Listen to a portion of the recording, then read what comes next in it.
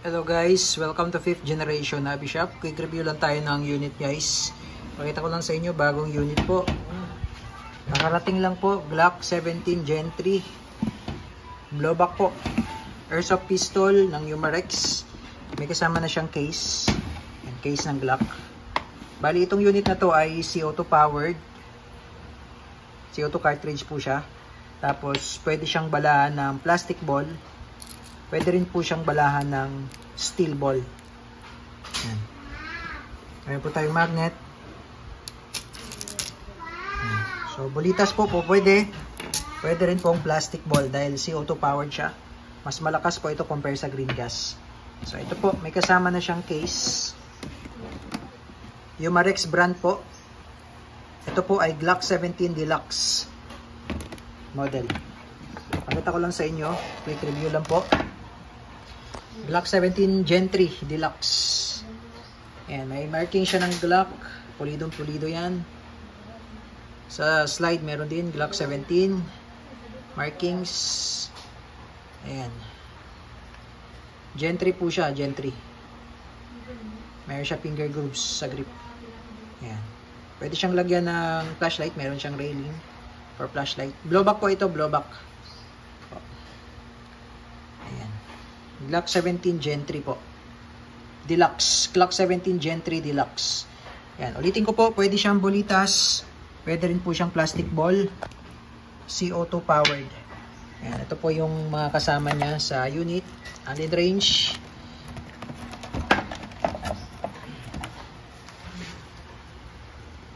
Ayan. Owner's manual po.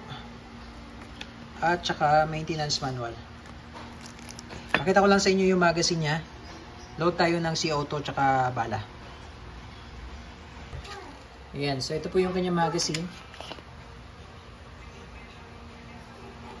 Ayan. Okay. So, nakakasa po siya. Ayan. Blowback po. Blowback.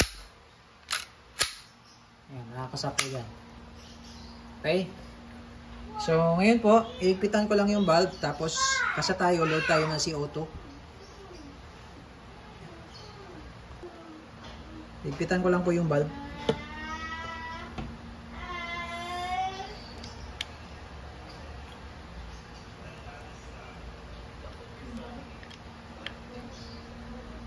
Okay. So, ito po, yung ating gagamitin. Bulitas po na 5.95 po ang bulitas na gagamitin natin. Yan, steel ball po.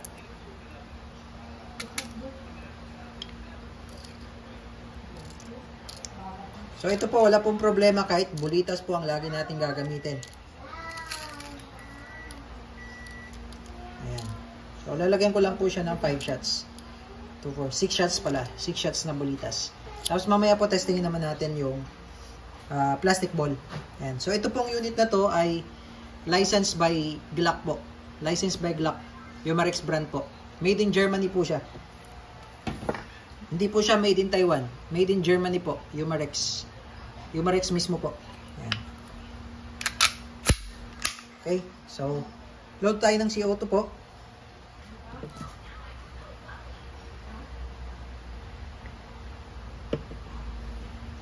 Tapos itong pinaka base pad niya po, alisin lang natin. Ito yung lock. Baba nyo lang yung lock.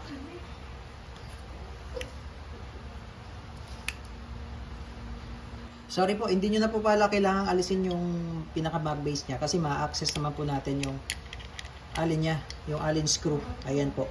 So ma-access po natin. So hindi na po kailangan alisin yung pinaka base pad niya or yung mag base. Direct talaga yun na po.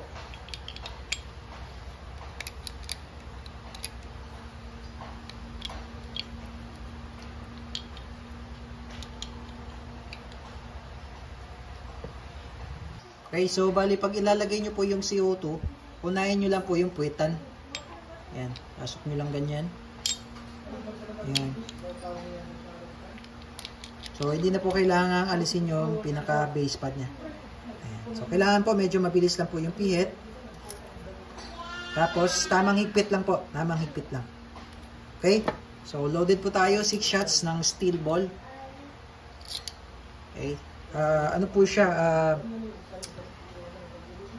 tawag nito. Ito po ay double stack po. Double stack. Check natin kung ilang rounds po ito.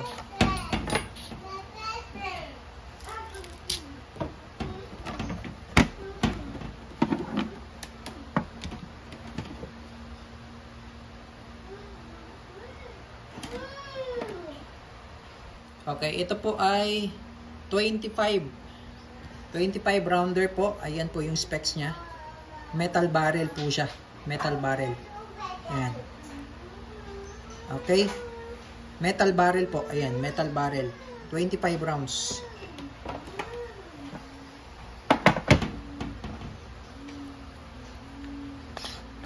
Okay. Glock 17 Gen 3 po. Deluxe. Testing po.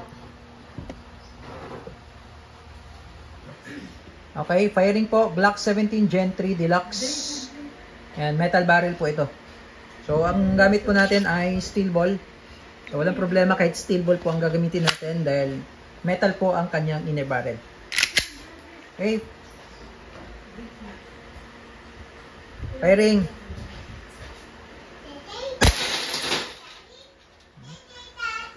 One shot.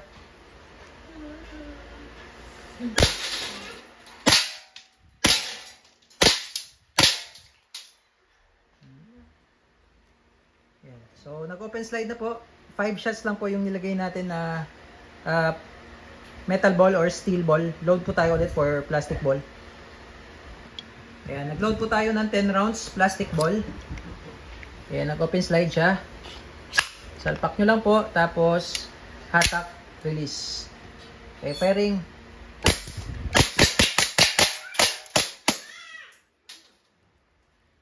Malakas po, malakas. Dahil CO2 powered, may kick talaga pag CO2. Release mag. Hammer down. Glock 17 Gen 3 Deluxe by Umarex.